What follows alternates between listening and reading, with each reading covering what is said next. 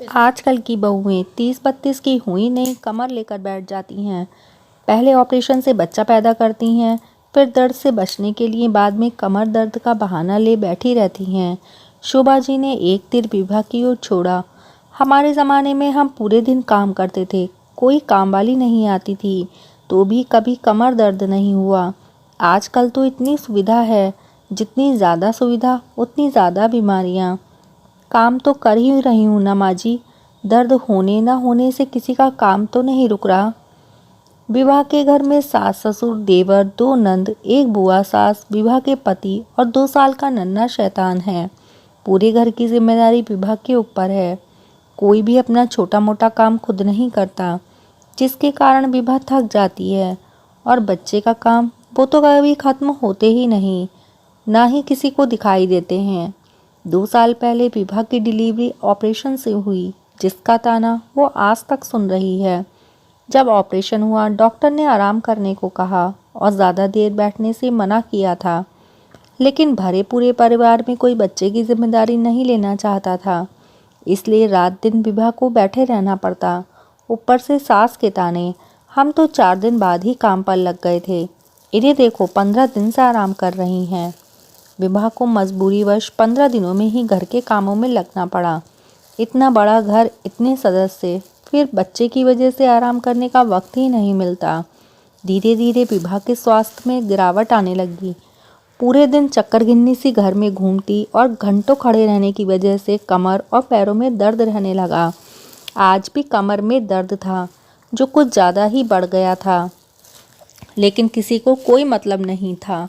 विभा ने अपने पति रोहन को चाय का कप पकड़ाते हुए कहा, आज कमर बहुत दुख रही है। रोहन ने विभा की बात बीच में ही काटते हुए कहा, ऐसा किस दिन नहीं होता, रोज ही बोलती रहती हो, ज़्यादा आराम करने से भी कमर अकड़ जाती है।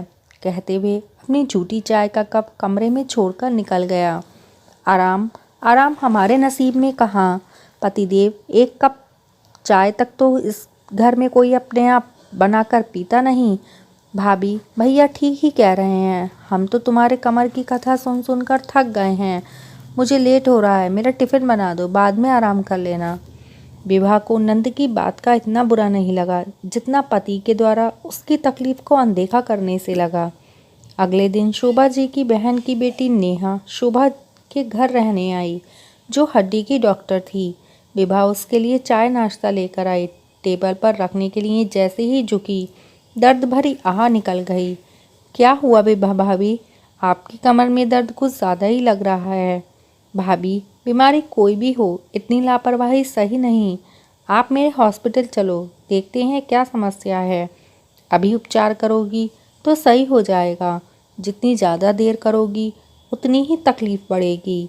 विभा और नेहा हॉस्पिटल जाकर सारे टेस्ट करा लेते हैं, रिपोर्ट लेकर घर आ जाते हैं। शोभा जी कहती हैं, क्या आया रिपोर्ट में? कुछ नहीं आया होगा, ऑपरेशन से बेटा पैदा किया है, अब और आराम करने का शौक आया है। मासी जी, अगर आपने डिलीवरी के समय ही भाभी को थोड़ा आराम कराया होता तो ये नौबत नहीं आती। आपको तो पता है ना, जन्म के समय एक माँ का शरीर कितना कमज़ोर हो जाता है। रोहन भैया, आपने भी कितनी अनदेखी की। एक बार तो डॉक्टर से सलाह लेते। भाभी की रीढ़ की हड्डी में ज़्यादा देर तक खड़े रहने की वजह से और वजन उठाने की वजह से थोड़ा गैप आ गया है, तो अब क्या करना होगा? रोहन ने चिंता जताई। कुछ दिनों की दवाई है और 7 दिन का बेड रेस्ट। इससे ठीक हो जाए तो अच्छा है, नहीं तो इसका अंतिम इलाज ऑपरेशन ही है। विभा, मुझे माफ़ कर देना, मैंने कमर दर्द को बहुत हल्के में लिया। मुझे नहीं पता था कि तुम्हें इतनी तकलीफ़ है। आज से तुम आराम करो। अपने हिस्से का काम हम सब खुद करने की आदत डाल लेंगे। अपने अपने कपड़े अब हम सब खुद ही अपने आयरन कर लेंगे, अपना सामान जगह पर रख लेंगे, जितना हो सकेगा तुम्हारी मदद करेंगे। विभा ने मुस्कुराते हुए कहा, चलो, कभी तो किसी ने औरत के कमर दर्द को हल्के में नहीं लिया। मित्रों, अगर कहानी अच्छी लगे तो कहानी को लाइक कर देना और हाँ, चैनल को सब्सक्राइब ज़रूर कर देना। धन्यवाद।